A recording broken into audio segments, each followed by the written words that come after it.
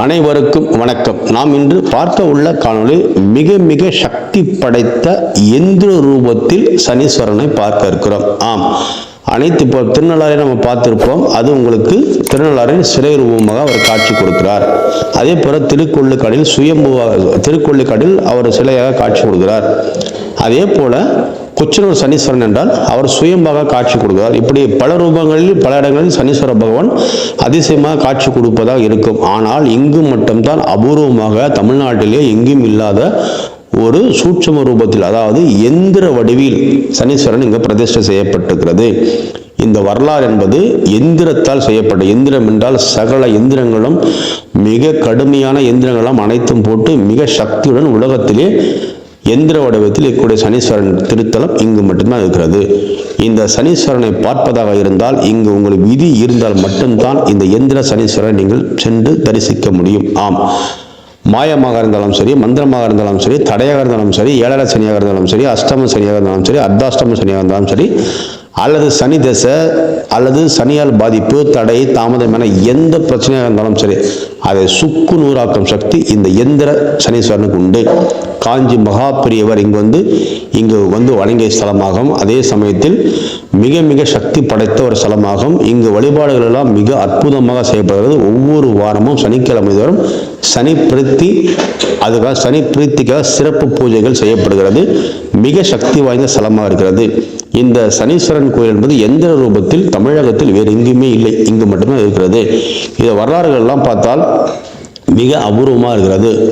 இந்த வரலாறை பொறுத்தவரை குருக்களே உங்களிடம் பேசுவார், கேளுங்கள். நீலாஞ்சன சமாபாசம் ரவிபுத்திரம் யமாக்கிரஜம் சாயா மார்த்தாண்ட சம்போதம் தம் நமாமி சனேஸ்வரம்.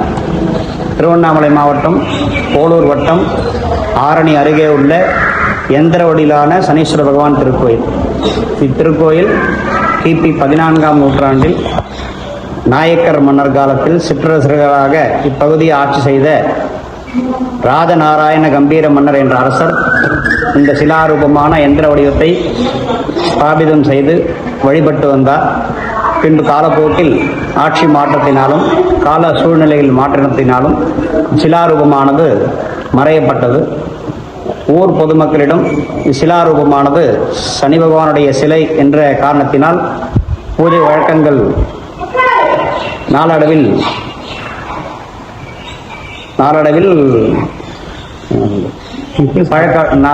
பழக்க வழக்கம் சனி பகவான் சிலை என்ற பயம் காரணமாக சிலாரூபமானது மறையப்பட்டது.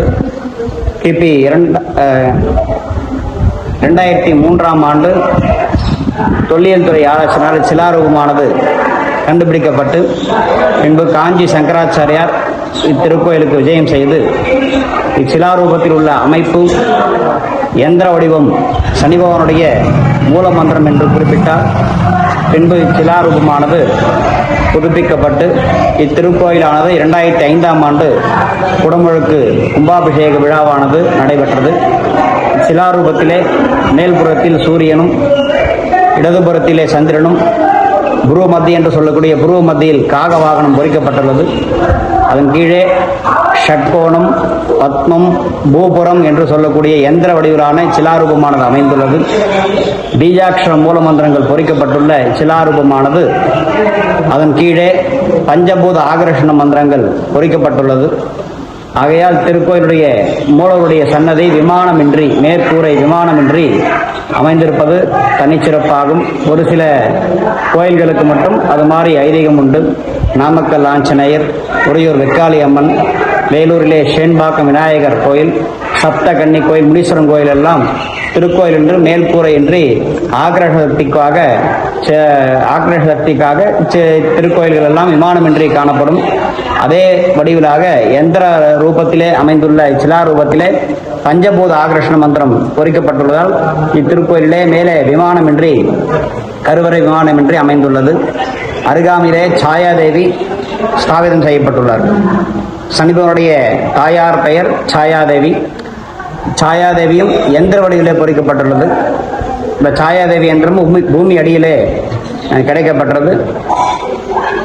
2003ஆம் ஆண்டு தொல்லியல் துறையினரால் கண்டுபிடிக்கப்பட்டு காஞ்சி சங்கராச்சாரியார் விஜயம் செய்து சனி பகவானுடைய சிலை என்று கூறினார்கள். அது முதற்கொண்டு பிரதி சனிக்கிழமை தோறும் இத்திருக்கோயிலில் சனி பிரீத்தி பரிகார ஹோமங்கள் தொடர்ச்சியாக நடைபெற்றுக் கொண்டிருக்கின்றன. காலை 9 மணிக்கு மேல் சனி பிரீத்தி மகா யாகமும், பிற்பகல் 1 மணி அளவிலே மகாபிஷேகமும் சனி பகவானுக்கு எந்திர ரூபத்திற்கு அபிஷேகம் செய்யப்படுகிறது. பொதுவாக அநேக தலங்களிலே சிலாரூபமாக நிறைய சிலைகளை நாம் காண்போம். அந்த சிலாரூபத்தின் அடியிலே எந்திரத்தை ஸ்தாபிதம் செய்வார்கள். எந்திரமாகவே ஸ்தாபிதம் செய்து வழிபட்டுள்ள நாயக்கர் காலத்திலே சிலாரூபமானது வழிபட்டுள்ளார்கள். இத்திருக்கோயிலுக்கு சனிக்கிழமை தோறும் பக்தர்கள் பெருமளவிலே வந்து தரிசனம் செய்வார்கள். சனி பிரீத்தியாக 8 தீபம் ஏற்றி வழிபடுவார்கள். வழிபட்டு 8 முறை பிரதட்சணம் செய்வது திருக்கோயிலுடைய பழக்க வழக்கமாகும். திருக்கோயிலில் வழங்கப்படுகின்ற தேங்காய், பழம், விபூதி, குங்குமம், பிரசாதம் எல்லாம் நம் இல்லறத்திற்கு வீட்டிற்கு எடுத்து செல்லலாம். அநேக திருத்தலங்களிலும் நவக்கிரக சன்னதிகளிலும் பிரசாதத்தை அங்கே வைத்து விடுவார்கள். பிரசாதம் என்பது வேறு, பரிகாரம் என்பது வேறு. பரிகாரம் என்பது நாம் வாங்கி கொண்டு எடுத்து வருவது நல்லெண்ணெய், எள்ளுருண்டை, எள்ளு சாதம், கருப்பு துணி, நீல துணி, நவகிரகங்களுக்குண்டான வஸ்திரங்கள், நவதானியங்கள், இதெல்லாம் மட்டும் பரிகார பூஜையாக வழிபடுகிறார்கள். மற்றபடி கோவிலில் கொடுக்கக்கூடிய அனைத்தும் பிரசாதங்களாக இத்திருக்கோயிலில் வழங்கப்படுகிறது.